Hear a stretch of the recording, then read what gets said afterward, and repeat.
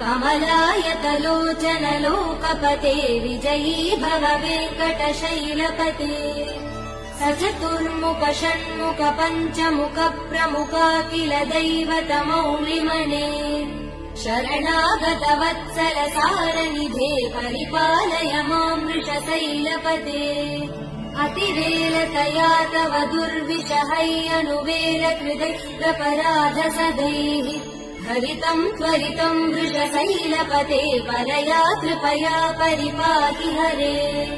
अधिवेङ्कटशैलमुदारमते जनताभिमतादिकदानरतात् परदेव दया गदितान् निगमै कमलादयितान् परं कलये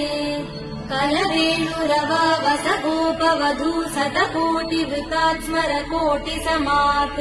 प्रतिवल्लविकाभिमदात् सुखदात् वसुदेव सुधान्न परं कलये